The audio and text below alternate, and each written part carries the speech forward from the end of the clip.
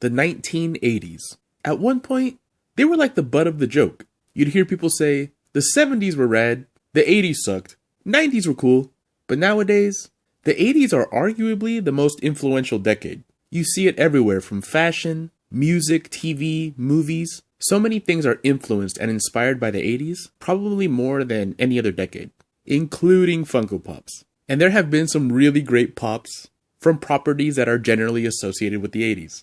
When deciding what to put in this top 10, I didn't take into consideration the value of the pops, even though some of these are expensive. But what I picked had more to do with the design, but mainly if the character or property is associated with the 80s above anything else, or if it's a perfect example of 80s aesthetics or culture. For example, Batman was around in the 80s, but I don't associate Batman with the 80s, if that makes sense. Before I get into the top 10, I'm going to start out with some honorable mentions.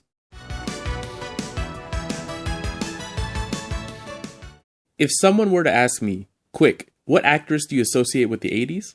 The first one that comes to mind is Molly Ringwald. And even though these pops aren't super eye-catching or all that detailed, I think every 80s collection should have at least one Molly Ringwald pop. And in my collection, I have Samantha Baker. I also think Cher Bear in the Cloud Car is one of the best pop rides that Funko has ever done. And the Care Bears were huge in the 80s, so I think it's worth a mention. The Smooth Criminal Michael Jackson with the white suit and the blue shirt is probably one of his more normal outfits, but is still very over the top 80s. There's been several Marty McFly pops, and the one on the hoverboard doesn't have the best head sculpt, but he's on the hoverboard, which makes it really cool. Daniel LaRusso, the Karate Kid. You can't really talk about 80s pop culture without talking about the Karate Kid. Besides Flock of Seagulls, I can't really think of a more 80s band than Duran Duran. I mean, look at these guys.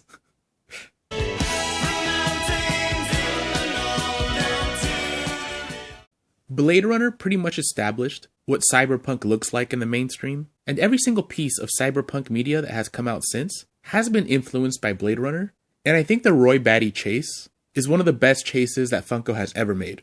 Baby and Johnny from Dirty Dancing are a must-have for an 80s collection from one of the most memorable 80s movies, and they're just plain human characters, but Funko did a really good job on the poses, especially Baby's. If it wasn't for that pose, she just looked like a generic human female Funko Pop. But what makes it look like Baby is the pose and also the nose. If you look closely, that has got to be one of the biggest noses that Funko has ever put on a human pop.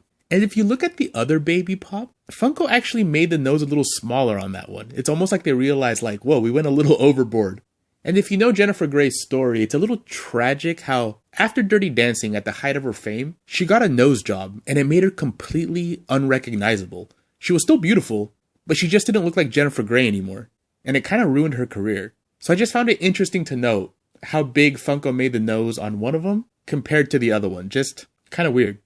I also want to mention Ellen Ripley from Aliens, another hugely influential franchise with bigger than life action characters that was very typical of the 80s. But even in sci-fi, that 80s style still creeps in there. I mean, look at her shoes. And to round off the honorable mentions, it's Tarna from Heavy Metal. I think this pop really came out great, and it's kind of underrated. I'm actually surprised it's not worth a couple $100s by now.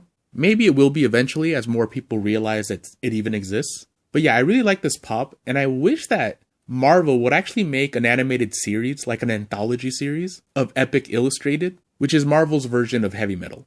Alright, now on to the best of the best, starting at number 10. Quick, name an animated show from the 80s. I bet HeMan came to mind, right? Along with Transformers and G.I. Joe, little boys in the 80s had it good with toys and action figures. And I think this newer version of HeMan is pretty perfect. Way better than the original. And all of the Masters of the Universe characters look great together. It's a great line, very colorful, and very accurate. But I decided to just choose HeMan to represent the whole line. And the best version, I do think, is the one that is flocked. I believe he was a GameStop exclusive, where they flocked the fur on his boots and his little swim trunks there.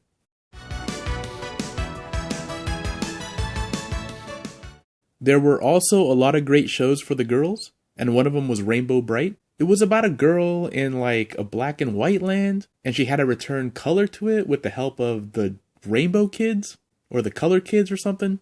You know, I don't think a lot of these shows in the 80s were conceived by people that were like 100% sober. That's why they're all so weird and colorful and just crazy. But they're awesome, they're unique. And this Rainbow Bright came out really good. And I'm a sucker for the pops that come with like an extra little buddy. Rainbow Bright comes with Twink, who also looks pretty good.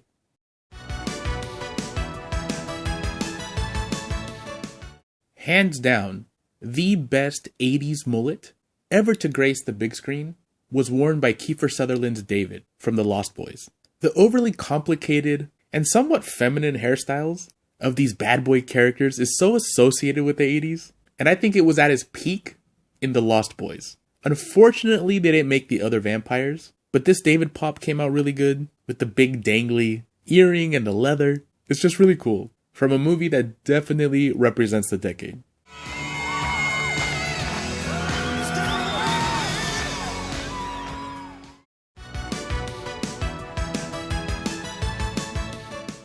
When I think about male musicians from the 1980s, I think about Prince, and specifically Purple Rain Prince. And his pop came out perfectly. The hair looks good, all the details on the clothes look good, and so does the guitar. The only thing I wish they would have done is maybe make it metallic, but it looks good anyways. But one of the best pop rides I think Funko could ever make would be Prince on the motorcycle, and maybe add a little Easter egg there by putting a wet spot on the back seat.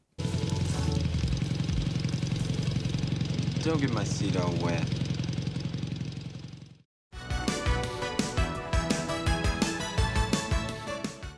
Just like the Masters of the Universe, I think the entire Thundercats line looks great together, but I'm going to pick Liono to represent it, because he came out just about perfect. Just a great design on him, really nice color combination, the way they did the eyes is well done, and you gotta remember this is a pop from 2014, when pops were still extremely simple. They all had the same basic pose, which this one does have, but they made him pretty buff, which wasn't typical of the time. And he's holding a sword, and he does have some metallic paint on him as well. So he really stood out. And 7 years later, he still looks great with all the other pops. He doesn't look like an old, dated pop. And he is quite valuable now, especially the flocked one. But I think the common one is way better. I actually think the flocked Liono is one of the worst ones ever made because they even flock the eyes. It doesn't look right.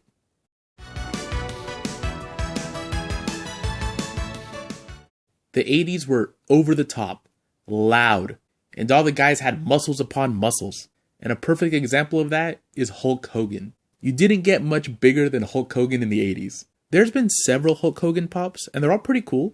And it's kind of a toss-up between the two newer ones for me. I really like the one in the 2-pack with Mr. T. He's basically doing his pose down. But the one I like the most is the one where he's ripping his shirt off. And it's arguable what is the most famous thing that Hulk Hogan used to do. Was it the pose down after he wins a match, or was it ripping off the shirt before the match? Either way, they're both cool, but the one I like the most is this one where he's ripping his shirt off. And this one was a Walmart exclusive.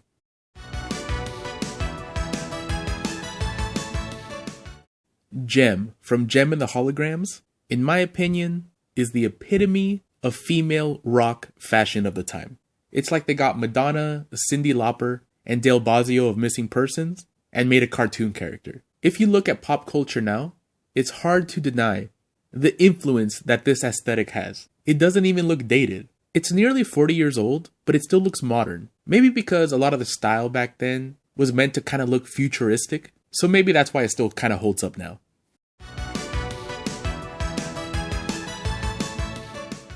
The Garbage Pail Kids. I remember being so jealous of the older kids that were able to buy the Garbage Pail Kids cards because I never had any and I always wanted some. These things were just cards, and I believe stickers too, with no real backstory or anything.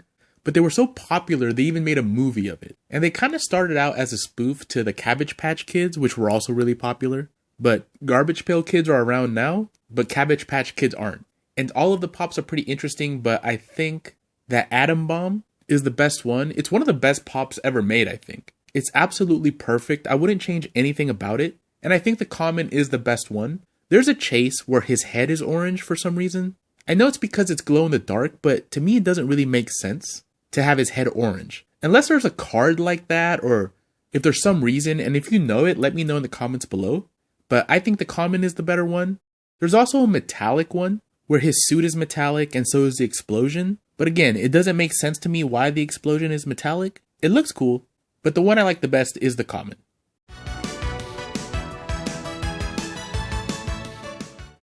Slimer from the Ghostbusters is another pop from 2014, when pops like this were just not the norm. This looks like a modern day pop. It was one of the first uses of the translucent plastic, and to this day, one of the best uses of translucent plastic, because Slimer is a ghost and he floats, but he's also slimy. So the way they decided to use the translucent plastic as a base, but also part of the character's design, is really well done and just totally different at the time. The arms aren't to the side. He has a mouth, a very big, detailed, and sculpted in mouth, and a nose. But the head still looks kind of squarish round like a pop does, and it has the pop eyes. So there's no mistaking this as a pop, but it definitely broke the mold. It's a pop that, design-wise, was ahead of its time, and fortunately, he's still very cheap. I don't think they ever vaulted this one. There is a glow-in-the-dark one that's very expensive, with good reason, because Slimer's a ghost, and ghosts should glow in the dark. And there's also a metallic one that's in a 2-pack, I believe, that's pretty nice as well. But if you still want an original Slimer, he's pretty cheap.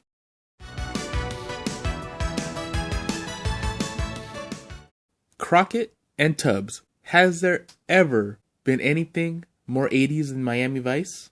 The answer is no. The speedboats, the pastel suits with the rolled up sleeves, the hair, the 5 o'clock shadow, the Ferraris, the neon, the women in bikinis, the cocaine, and that pink and blue aesthetic that we all associate with the 80s. It was all there in Miami Vice, and I honestly feel that the 80s wouldn't be the 80s as we know it now if it weren't for Miami Vice.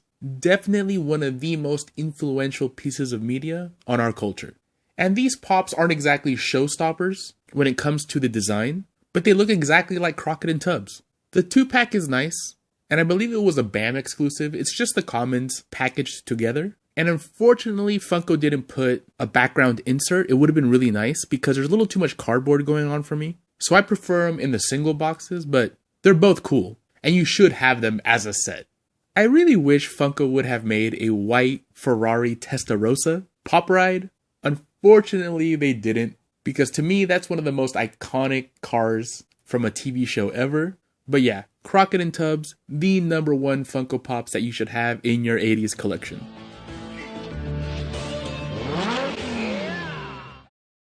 Before I end the video, I want to talk about 3 80s pops that I think Funko should make, and those are Eddie Murphy in the red leather jumpsuit from his Delirious special. I would really like to see that. Another one is Madonna from the Like a Virgin video, which I think is her most iconic 80s look. When I think about Madonna, this is what she looks like in my head. And of course, Homeboy from Flock of Seagulls with the most elaborate and iconic hairstyle I think ever.